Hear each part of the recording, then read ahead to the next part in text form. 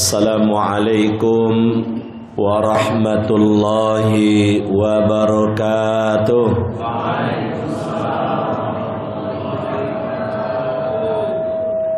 Alhamdulillah wa syukrulillah wassalatu wassalamu ala rasulillah allazi la nabiyya ba'dah. Syukur alhamdulillahi rabbil alamin. Kemudian salawat dan salam kepada Rasulullah sallallahu alaihi wasallam. Allahumma salli wa sallim wa barik ala sayyidina Muhammad wa ala ali sayyidina Muhammad. Kaum bapak, kaum ibu, hadirin wal hadirat rahimakumullah. Pada kesempatan malam hari ini kajian kita membahas tentang persoalan kewarisan. Malam ini kita membahas tentang ashabul furud. Bapak Ibu sekalian, Rasulullah memang sudah mewanti-wanti semasa hidupnya bahwa ilmu yang pertama kali hilang di kalangan umatnya adalah ilmu kewarisan. Karena apa Pak Bu? Pertama, ilmu ini bukan ilmu yang menjadi amaliyah rutinan. Kalau sholat insya Allah ketika dapat ilmunya dipraktekkan terus. Kalau puasa dapat ilmunya, puasanya dijalankan kapan kita mau dan terbuka peluang kapan saja. Kalau ibadah harta, ilmunya aplikatif langsung. Bicara tentang fikih muamalah, tentang dagang, tentang usaha, bisnis, itu menjadi rutinitas keseharian yang akan kita hadapi. Tetapi persoalan kewarisan itu persoalan yang memang dia menjadi ilmu terapan ketika dia telah terjadi peristiwa kematian. Jadi tidak bisa pula kita praktekkan kewarisan itu sebelum kematian, tidak bisa. Saya pernah diundang memberikan tausiah, nasihat kepada katanya kakak beradik yang ngumpul semuanya tentang kewarisan. Sesampai di sana ternyata duduk bersama kakak beradik ini dua ayah dan ibunya. Berarti kan belum terjadi peristiwa kematian. Jadi yang undang saya ini ingin didudukkan berapa jatah kewarisannya kalau ayah emaknya meninggal. Nah, ini kan bisa menyinggung perasaan orang tua kalau seperti ini. Untunglah orang tuanya mungkin pertama bisa jadi tidak paham itu apa kewarisan. Yang kedua bisa jadi mungkin luar biasa lapang hati dia. Akhirnya saya katakan ketika memulai ceramah itu bahwa ilmu kewarisan ini ilmu yang nanti dibincangkan dan dipraktekkan setelah terjadinya kematian. Karena ayah dan ibu masih ada, oleh sebab itu kita tak bicara tentang bagian ahli waris karena tidak ada sekarang yang namanya ahli waris. Karena yang mewariskan itu masih hidup orangnya, tentu tidak ada namanya ahli waris. Selepas itu saya berkata, ada pertanyaan? Kata saya. Tidak ada Ustaz. Selesai pengajian. Jadi 7 menit, entah 5 menit Pak U selesai pengajian, minum-minum kopi ya. Itulah ceramah paling singkat tuh Pak U. Ada ceramah saya yang lebih singkat lagi Pak U, 2 menit. Itu memang pon yang mikirkan Pak Bu. Di situ mukadimah, di situ salam, di situ mukadimah, di situ isi, di situ menutup, di situ doa bubuko. Itu gara-gara nunggu gubernur tuh Pak Bu. Dulu, waktu dulu di Menara Bang Riau. 10 menit lagi mau berbuka baru datang gubernur, sambutan gubernur pula dulu. Lah mengaji orang baru ceramah. Ngaji itu pun seninya lah sampai seni sobah Pak Bu. Lah lewat bayati dan bayati koror lah lewat semuanya, bayati jawabul jawab lah lewat semuanya. Ada sobah dia anda mulai menurun ngajinya. 2 menit deh Pak Bu. Sampai mukadimah, sampai satu hadis terjemahkan tung tung tung tung tung tung tung. Kalau lah tung tung tung tung bunyi Pak Bu. Radio RRI itu jamaah tak peduli dulu. Ustaz nak ceramah, nak berdoa silakanlah. Apa buku tadi diajar ya Pak Bu. Jadi Bapak Ibu sekalian balik pada kajian kita. Nah oleh sebab itu persoalan kewarisan ini Ibu sekalian memang adalah sesuatu yang harus kita bincangkan supaya kemudian jangan hilang ilmunya. Dan ketika terjadi peristiwa kematian atau keluarga kita yang meninggal dunia, maka kemudian kewarisan itu harus segera dilaksanakan, jangan tunda-tunda. Sebab kalau ditunda Pak Bu, disitulah banyak rancu. Contoh begini, ada seorang beberapa hari lalu orang tua lalu kemudian bercerita, anaknya meninggal. Lalu anaknya ini meninggalkan ahli waris seorang istri dan seorang anak. Yang anak itu sendiri adalah anak angkat. Nah tetapi begitu anaknya meninggal dunia, ternyata kemudian sampai sekarang kewarisan itu tidak dibagi. Ya kalau setia dia tetap jadi janda. Kalau nikah dia dibawanya harta suami yang setelah meninggal tersebut dengan suami baru. Ya kalau sekiranya ternyata misalnya yang meninggal duluan misalnya ya ayah dari suaminya. Kalau sekiranya dia yang duluan meninggal, maka harta ini akan diambil semuanya oleh kakak adik dari keluarga istri ini. Dan anak angkat tadi yang tidak tahu. Kan jadi kacau jadinya. Siapa yang nanggung dosa ini? Yang nanggung dosa yang tidak mau membagi kewarisan tersebut. Kalau sekiranya tidak tahu, mestinya dia bertanya. Macam kasus tadi itu Pak Bu. Ahli warisnya kan ayah ada, lalu kemudian anak angkat ada, lalu kemudian istri ada. Nah, harta seperti harta yang ditinggalkan itu kan mestinya bagi dua dulu. Karena di Indonesia ini kadang-kadang kan harta itu rata-rata pencarian bersama, bergabung saja semua, bagi dua. Separuh adalah milik istri, separuh milik suami. Separuh milik istri diambil, yang milik suami ini dibagi. Karena suami yang meninggal tersebut tidak punya anak kandung, maka oleh sebab itu istri tadi setelah dapat setengah harta dibagi dua tadi, separuh dia dapat 1/4. Anak angkat, ini untungnya di Indonesia. Di Indonesia ada namanya wasiat wajibah. Maka dengan konsep wasiat wajibah itu anak angkat dapat 1/3. Sisanya siapa yang punya? Ayah dari suaminya yang meninggal tadi. Coba kalau sekiranya ini tidak dibaginya misalnya, berapa dia zolim pada ayahnya itu, ayah mertuanya? Bukankah dia dapat suaminya itu setelah tumbuh dewasa? Manusia ini sejak dia dalam kandungan, dilahirkan, dibesarkan sampai dewasa, itu orang tua yang sangat menentukan Pak Bu.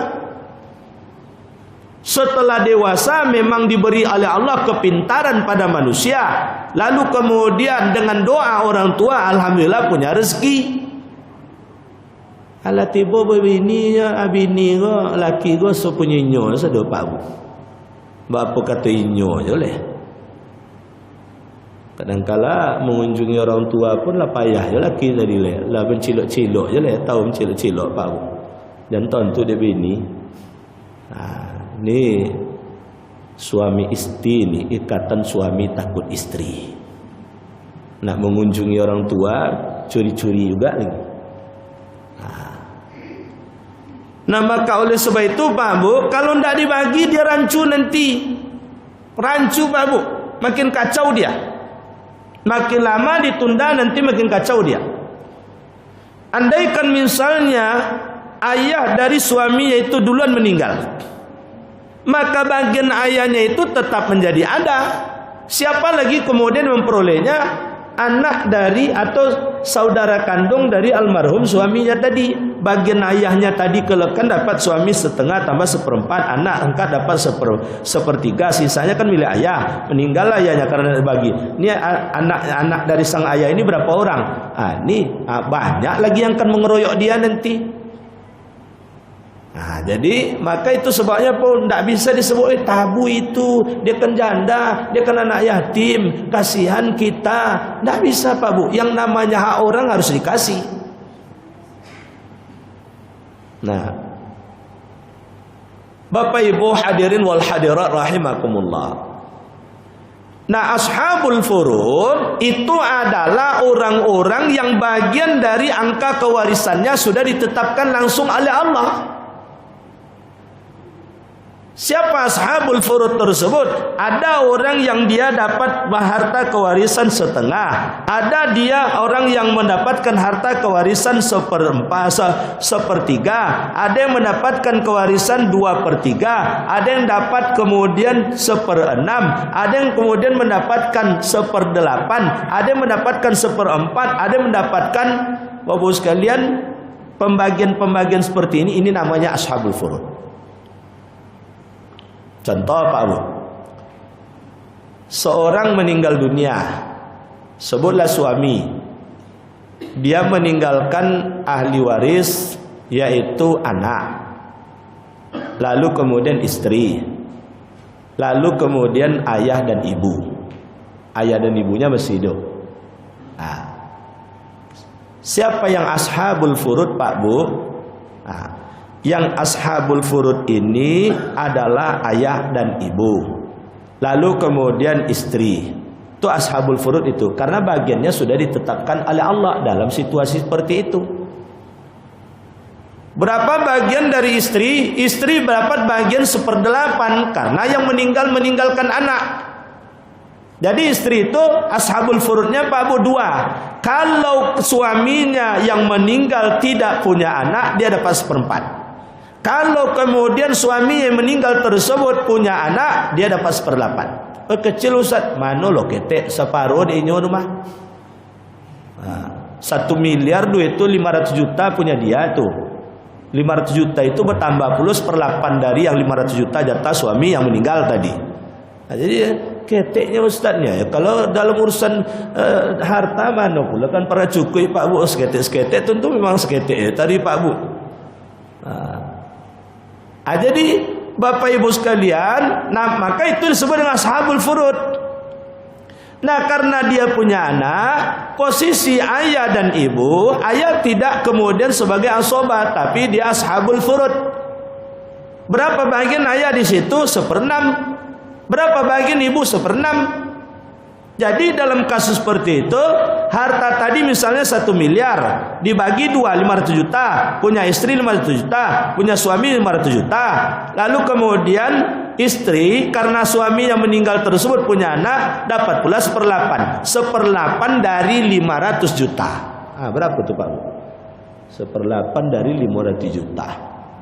Kalau 1/10 50 juta. 1/8 berapa tuh Pak Bu? Berarti lebih dari 50 juta. Pokok lebih dari 50 juta lah. Jadi Bapak sekalian, dia dapat berarti 500 juta plus sebutlah misalnya sekitar 60 juta. 560 juta dia dapat. Sementara sang ayah dapat pula 1/6 dari 500 juta tadi. Sang ibu 1/6 dari 500 juta tadi. Setelah ini dikeluarkan, untuk ibunya, untuk si istri sudah dikeluarkan, ayahnya telah keluarkan, lalu kemudian ibu dari meninggal telah dikeluarkan, anak dari almarhum ini sisanya itu dia semua. Kalau dia ada laki-laki dan perempuan, maka Bapak sekalian, laki-laki dan perempuan tersebut 1/2. 1 untuk anak perempuan, 2 bagian untuk anak laki-laki. Ustaz, dah adil Rasul tu Ustaz. Apa dia banyak anak laki-laki dapat? anak laki-laki itu banyak tanggung jawabnya. Kami laki-laki ini Bu, kewajiban kami lebih banyak dari ibu. Kami wajib menafkahi istri dan anak. Kami wajib menafkahi orang tua yang masih hidup.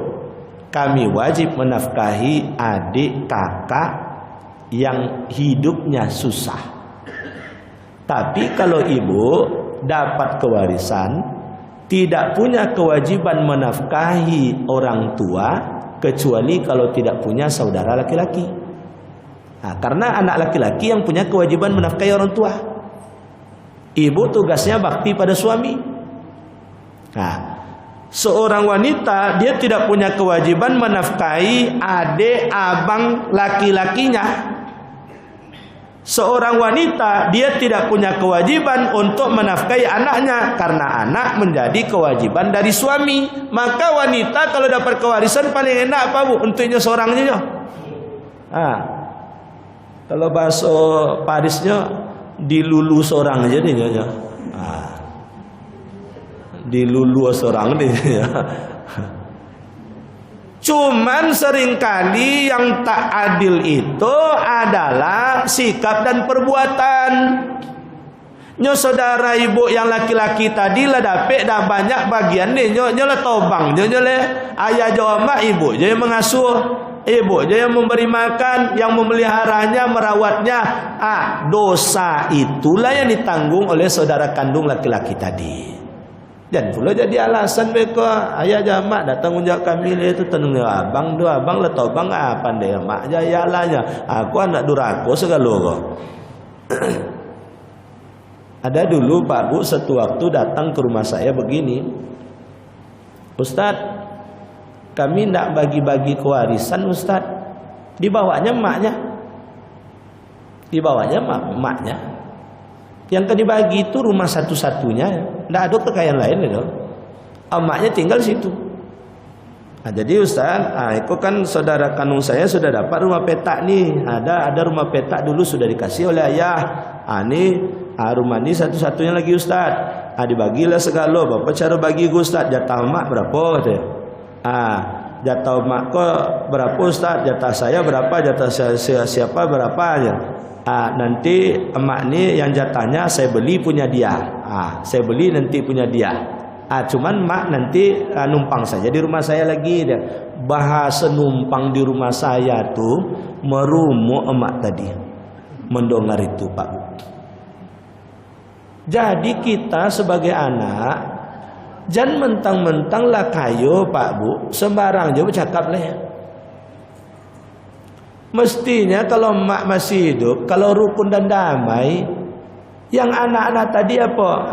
Emak tonang-tonang jolah, jangan pikir-pikir tentang kewarisan yo. Untuk emak dek kami sado. Jatah saya sekian untuk emak. Kata anak satu jatah saya sekian untuk emak. Jatah saya sekian untuk emak. Jatah saya untuk sekian untuk emak. Untuk emak sado. Besok kalau danda ada emak lagi baru dibagi. Kalau kasus kita anak beranak saja. Jangan semangat pula gara-gara kaji kewarisan gue Pak Bu sampai di rumah beko langsung aja cerita tentang itu depan mak leh. Mak leh dong kaji tadi maknya. Mak kok kami yang banyak dapat ke maknya. Dek mak ayah tu punya anak katanya. Mak dapat 1/6-nya katanya. Yang setengah tadi lupanya. Padahal kan emak ini setengah dapat tambah 1/6.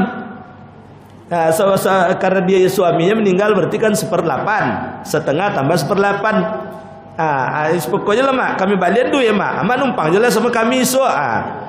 Copek lah meninggal anak macam tu dulu lah. Mikir risau maknya tu. Ini kadang-kadang Pak Bu, ayah mak sudah susah-susah mencari tiba urusan berbagi bercokak je tu. Memang urusan berbagi gue payah Pak Bu. Urusan bertambah berkali, tu putri kaji tu Pak Bu. Tapi kalau urusan berbagi-bagi matematikanya, anda dia putri ni Pak Bu.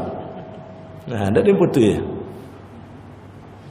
Saya pernah Pak Bu diundang memberikan nasihat mediasi terhadap orang yang kakak beradik yang ayah maknya sudah meninggal. Ayah maknya sudah meninggal kan mesti dibagi itu. Ayah emaknya sudah meninggal, kakak beradik saja lagi kan mestinya dibagi. Tidak ada ahli waris lain kecuali mereka kakak beradik saya lagi. Tapi yang seorang tadi yang tinggal di rumah tu, anda boleh dah mak jual dulu dah, tidak boleh dah ayah jual dulu. Entah yon tanda. Dia akalnya nak tinggal situ je. Sementara 5 saudaranya miskin-miskin semuanya tak dapat hak dia jadi. Berapa dia dosanya itu? Dia yang tak boleh dijual tu Pak Bu adalah pusaka tinggi.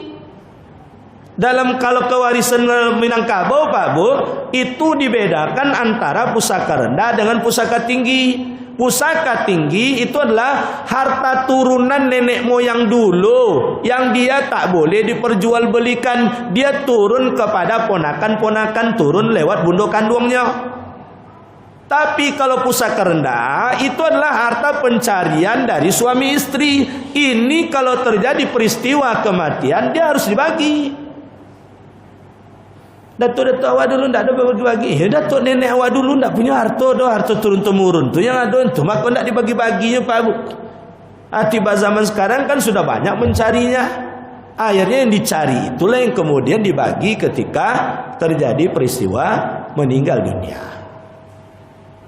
Jadi sekali lagi, istri dia mendapatkan kewarisan separuh dari harta pencarian bersama ditambah 1/4 kalau dia tak punya anak, atau 1/8 kalau dia punya anak.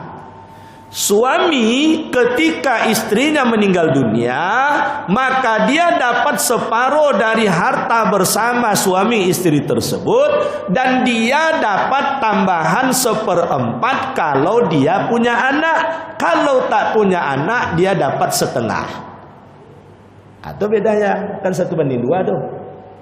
Nah, suami dan istri, harta tadi 1 miliar, meninggal istrinya. Ahli warisnya adalah suami dan orang tua istri. Dan orang tua istri. Maka Pak Bu, 1 miliar tadi 500 juta milik suami, 500 juta milik istri. Yang dibagikan yang meninggal ini istri. Yang 500 juta ini dibagi. Maka sekalian keluarkan untuk suami dari almarhumah ini setengah. Kalau dia tidak punya anak, kan tidak punya anak dia. Setengah. Maka sisanya itulah untuk ayah dari orang tua istri tadi. Ayah itu posisinya asobah. Asobah itu juru bersih nama kalau bahasa sederhananya Pak Bu. Siso itu untuknya sado. Itu dia semuanya. Jadi kalau dia yang hidup ayah dan ibu, asobah dia berdua. Asobah dia berdua. Artinya sisanya itu untuk ayah dan ibu tadi. Dibagi dia nyoba 2. Bagaimana cara baginya? 1/2. 1/2. Jadi suami itu sekali lagi, kalau istrinya meninggal dia dapat separuh tambah 1/4 kalau punya anak. Kalau tak punya anak adalah tambahnya setengah. Maka suami istri itu namanya ashabul furud. Dia tidak pernah terhalangi oleh siapapun. Maka Bapak sekalian, kalau ada peristiwa meninggal dunia, nanti kemudian yang menuntut kakak beradik dari yang meninggal tersebut tidak boleh. Tidak boleh Pak Bu. Misal saya Pak Bu, abang di atas saya meninggal. Lalu kemudian saya nuntut kewarisan, tidak ada hak saya. Kenapa Pak Bu? Karena saya terhalangi kewarisan saya disebabkan karena ayah saya masih ada. Atau sekiranya kemudian punya anak nih yang meninggal, saya terhalangi oleh anak. Jadi saudara kandung itu 2 penghalangnya Pak Bu. Kalau tidak ada 2 kok baru dapat ya. Jadi kalau meninggal adik, kakak atau abang awak, jangan mau mencak-mencak pula awak meminta leh. Dibawa ke pengadilan malu seorang awak bekal betul. Dah doa pak nya ngapo pak kemari kau katanya. Ya awak adiknya katanya. Hanya kan punya anak katanya. Jadi anak menghalangi pak awak adiknya ya. Iyalah katanya. Kan anak itu kan hubungan darahnya lebih dekat daripada kamu katanya. Lah temanungnya lah sebelumnya ribu-ribu ya Pak Bu. Jadi kalau dari ribu-ribu itu dijoleh dulu posisi. Kalau lah joleh dah punya hak, dah dapat hak, boleh sedikit berdebat. Tapi bertengkar jangan. Karena tak baik bertengkar dalam urusan harta. Tidak mau orang memberikan hak kita. Misalnya Pak Bu, sudah kita ingatkan, serahkan sajalah pada Allah. Allah yang akan menegur. Kakak beradik kita misalnya Pak Bu, meninggal orang tua kita, hak kita tidak dikasih oleh kakak kita. Lengaku seorang dia, bos itu dihibahkan di ayah dulu sebelum meninggal katanya.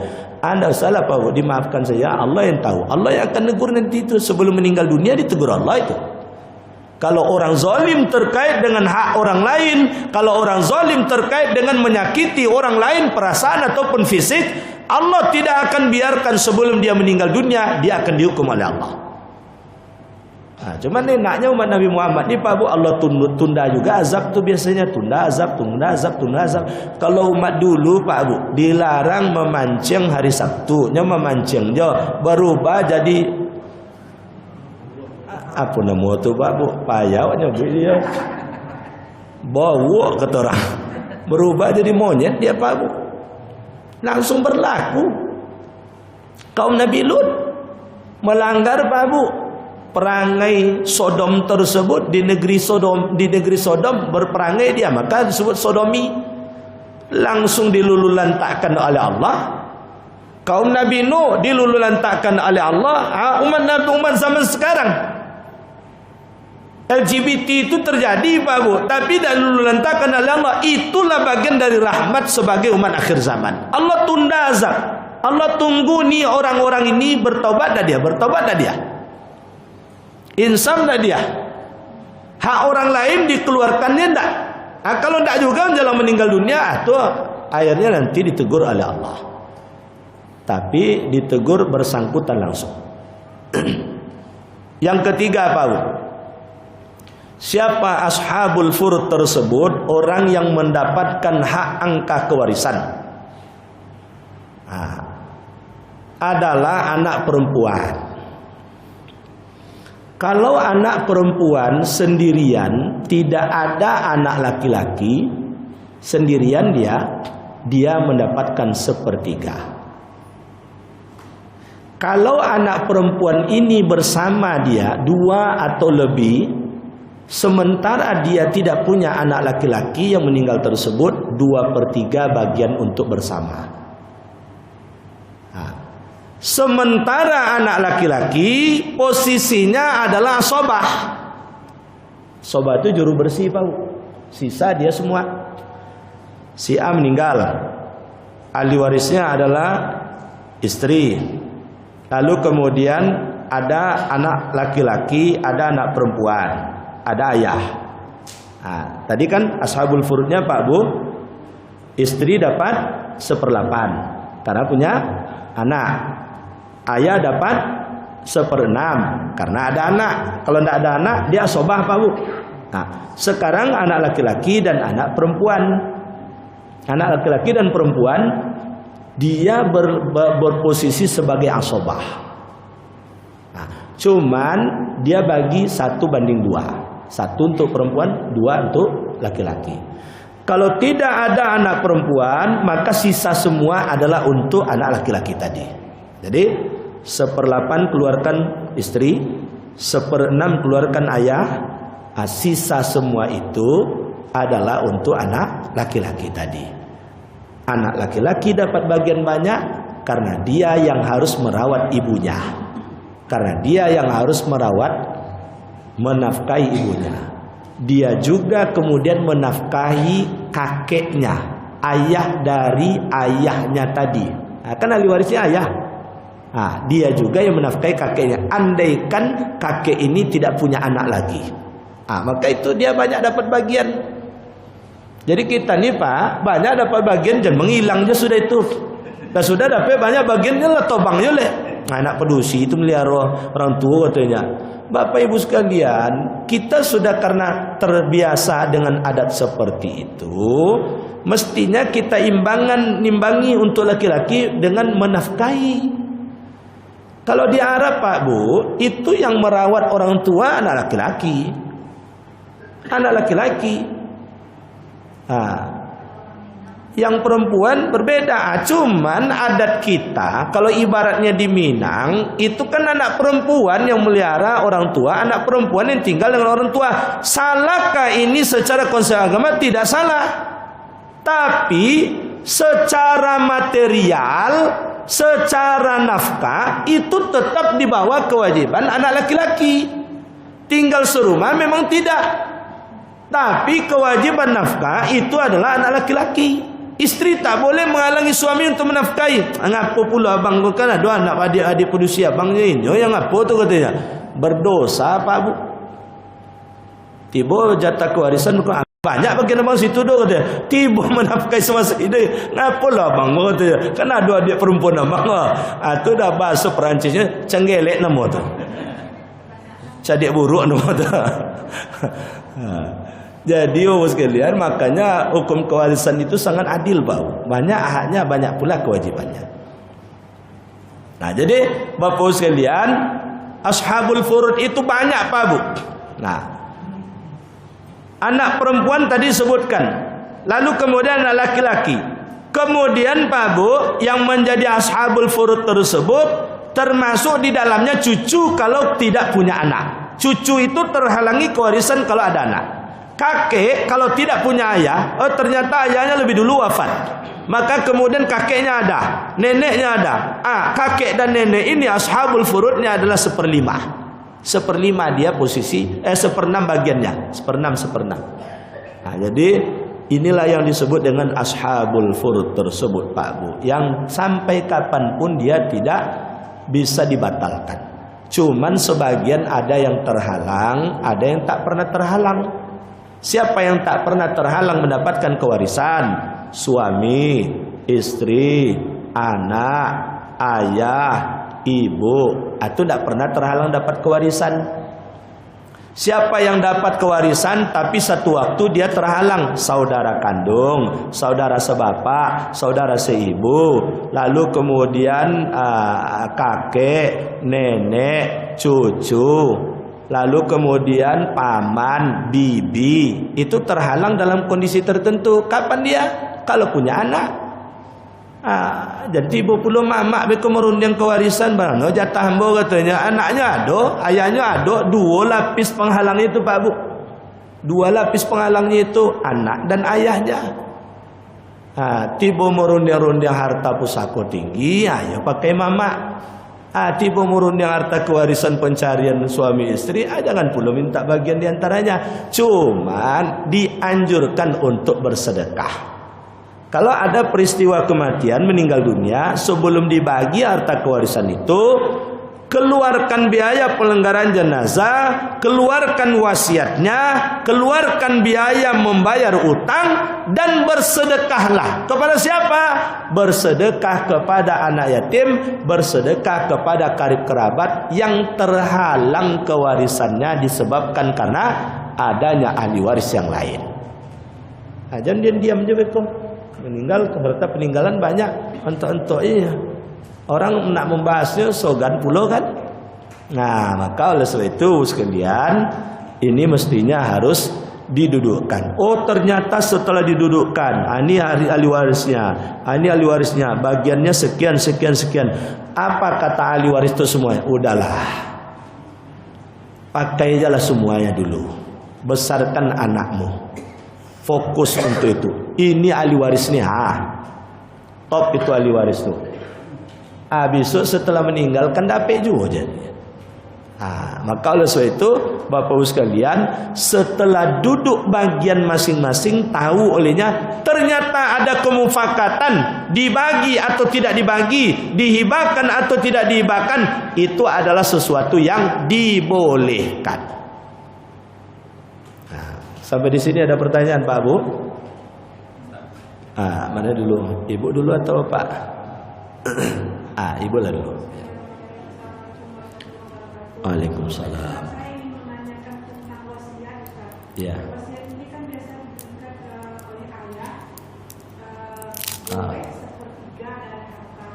Kewarisan. Ya. Pertanyaan saya Ustaz, kalau misalkan ayah ini punya 2 orang istri. Ya. Tapi tentu 2 orang istri rumahnya pun 2, hartanya pasti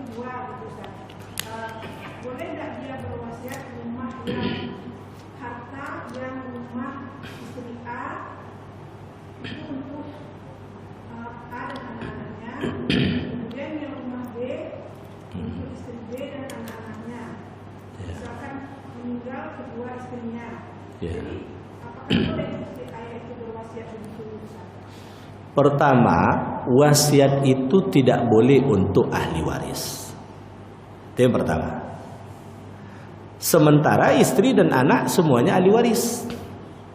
Jadi wasiat itu gunanya adalah untuk orang yang tidak mendapatkan kewarisan, sementara jasanya kepada kita besar. Nah, kalaupun ada yang terjadi arahnya ke sana, jalannya bukan dengan wasiat, tapi hibah.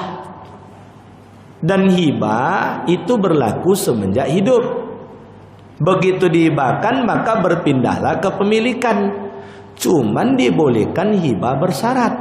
Nah, misal begini, ini rumah ini saya hibahkan untuk istri dan anak di sini ya, jangan diganggu-ganggu ya.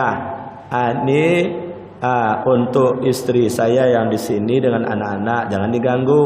Cuman syaratnya hibah ini nanti berlaku setelah saya meninggal dunia, dibuat langsung tertulis. Jadi dia itu. Hibah boleh kepada ahli waris. Tapi kalau wasiat tidak boleh pada ahli waris. Nah, contohnya wasiat itu untuk anak angkat. Karena anak angkat itu kan bukan ahli waris. Dia tak dapat kewarisan itu. Maka oleh sebab itu perlu wasiat. Cuman hebatnya hukum kewarisan di Indonesia melalui kompilasi hukum Islam, andaikan pun tak sempat membuat wasiat, maka anak tadi dipandang sudah diberi wasiat. Dia dapat sepertiga. Namanya wasiat wajibah. Jadi oleh sebab itu Bapak Ibu nanti jangan buat wasiat pula untuk anak. Yang jalan yang terbaik itu adalah hibah namanya. Cuman buat hibah bersyarat. Jangan pula langsung hibah kau rumah di situ untuk istri kau hibah di situ untuk istri kau, tanda tangan langsung.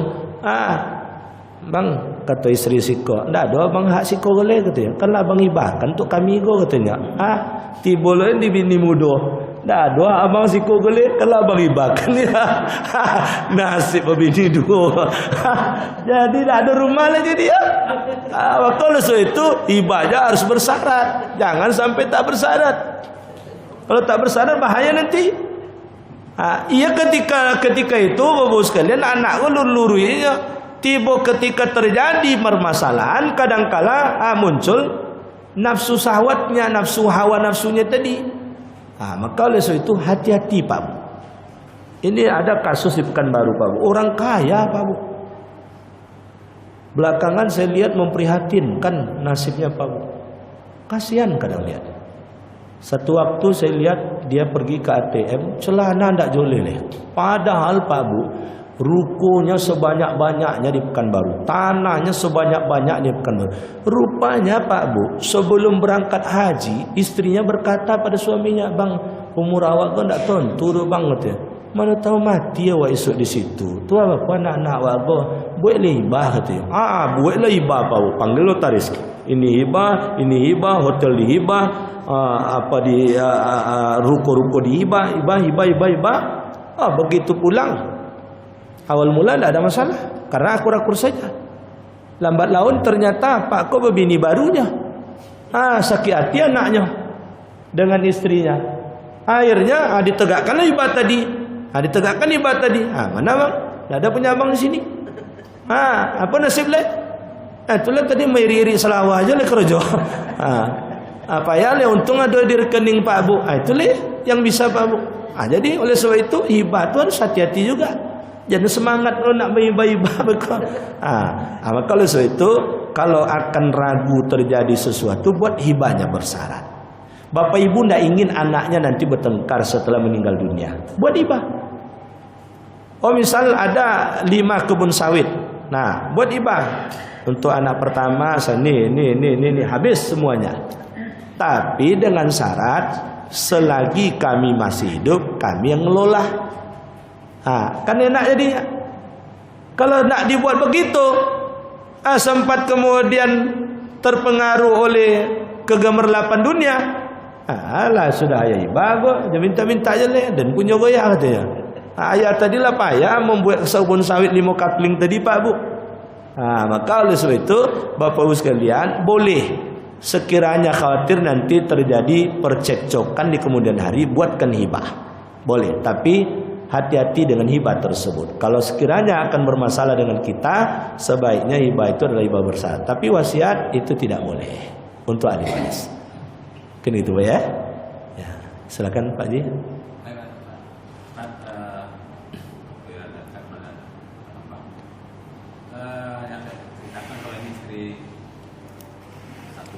Ya. Sambil berjalan, istri dua masing-masing punya anak. Jadi Ya. harta monogami yang dari awal itu apakah dihitung semua? Ini kan Ya. pertama ini udah 10 tahun nih. Ya. Kedua ini udah 5 tahun. Ya. Berjalan dua-duanya. Ya. Pas ini meninggal, apakah monogami dapat dua-duanya itu? Atau bagaimana cara membaginya, Pak? Jadi dimulai dari apa? Kapan dia beristri yang muda itu? Misalnya dia beristri dengan istri yang kedua ini tahun 2015. Maka harta yang menjadi hak bisa dituntut oleh istri yang kedua ini sejak 2015 ke atas. Yang sebelumnya itu milik istri pertama dengan anak-anaknya itu. Jadi tidak bisa ini yang muda nuntut pula itu mobil apa, roh turko apa semuanya, tidak bisa. Dia harus sesuai dengan mulainya. Harus ada kemudian pemilahan. Itu sebabnya harus ada pemilahan terkait dengan harta yang diperoleh tersebut. Termasuk anak. Anak itu bisa include semua. Include semua. Karena dia muhrim mu'abbad, muhrim selama-lamanya. Kalau istri atau suami itu muhrim mu'akkad. Dia punya hubungan muhrim itu sejak akad. Kalau akad lepas maka kemudian tidak ada hubungannya. Maka meninggal maka berakhir pula hubungannya. Oleh sebab itu yang hubungan darah ini sama ini semuanya. Semuanya itu mulai ayahnya punya penghasilan, punya harta, itu anak itu berhak mendapatkan semuanya. Kalau tidak nanti sama juga, nanti anak yang lahir tahun 2015 tidak boleh punya hak kewarisan dengan anak yang lahir tahun 76 gitu. Jadi anak itu sama semua karena dia punya hubungan darah. Tapi kalau istri mulai pemilahannya dengan yang seperti tadi. Mungkin gitu Pak. Terima kasih. Demikian dulu, insyaallah lain waktu nanti kita sambung kajian kita ini. Terima kasih atas segala perhatian. Mohon maaf atas silap dan salah. Subhanakallahumma bihamdika asyhadu an la ilaha illa anta astaghfiruka wa atubu ilaik. Assalamualaikum warahmatullahi wabarakatuh.